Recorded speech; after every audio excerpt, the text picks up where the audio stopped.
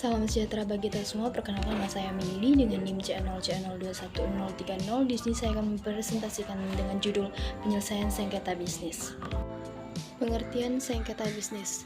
Dalam Kamus Bahasa Indonesia, sengketa adalah pertentangan atau konflik. Konflik berarti adanya oposisi atau pertentangan antara kelompok atau organisasi terhadap satu objek permasalahan.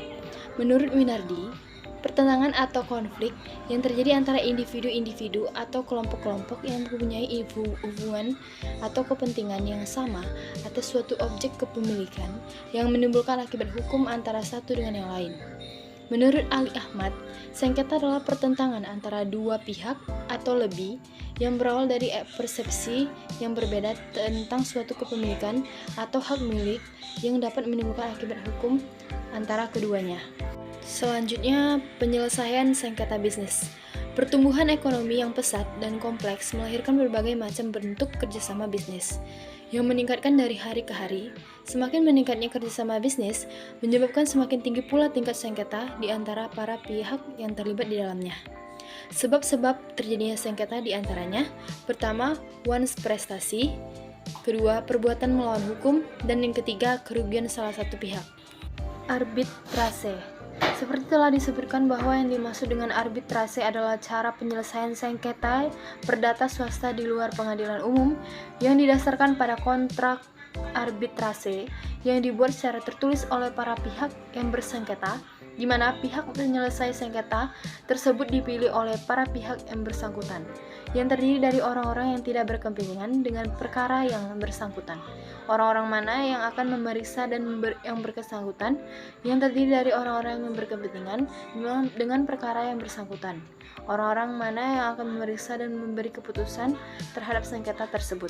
Kemudian ada negosiasi. Pertama, negosiasi adalah suatu bentuk pertemuan antara dua pihak kita dan pihak lawan, di mana kedua belah pihak bersama-sama mencari hasil yang baik demi kepentingan kedua pihak.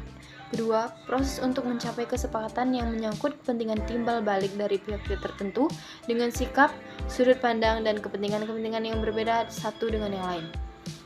Pola perilaku dalam negosiasi. Pertama, moving against; kedua, moving with; ketiga, moving away; dan keempat, not moving. Selanjutnya, mediasi. Mediasi adalah proses penyelesaian sengketa melalui proses perundingan atau mufakat para pihak dengan dibantu oleh mediator yang tidak memiliki kewenangan memutuskan atau memaksakan sebuah penyelesaian. Ciri utama proses mediasi adalah perundingan yang esensinya sama dengan proses musyawarah dan konsensus. Selanjutnya ada mediator, adalah pihak netral yang membantu para pihak dalam proses perundingan guna mencari berbagai kemungkinan penyelesaian sengketa tanpa menggunakan cara memutus atau memaksakan sebuah penyelesaian.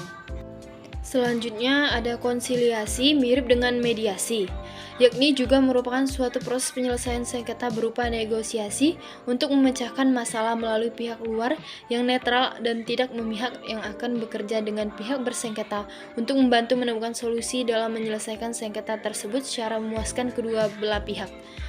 Selanjutnya, pencari fakta. Penyelidikan dilakukan oleh pihak ketiga yang tidak memihak keduanya dimaksud untuk mencari fakta. Hal ini bisa kita sebut misalnya melalui kepolisian, di mana akan dikupas tuntas, diselidiki hingga ketemu akar masalahnya.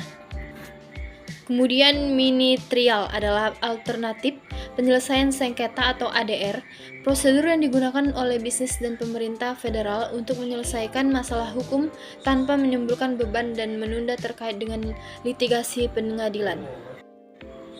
Selanjutnya ada ombudsman, jamak bahasa Inggris confessional ombudsman, adalah orang yang bertindak sebagai perantara terpercaya antara baik negara atau organisasi dan beberapa konstituen internal dan eksternal, sementara mewakili tidak hanya tapi kebanyakan lingkup luas dari konstituen kepentingan.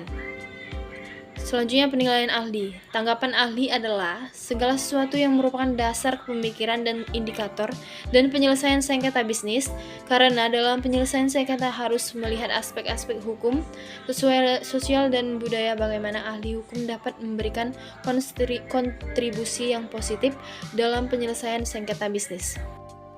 Selanjutnya, peradilan adat. Peradilan adat merupakan salah satu alat penyelesaian sengketa bisnis menurut adat yang berlaku di daerah tersebut. Demikian pembahasan saya tentang penyelesaian sengketa bisnis. Terima kasih.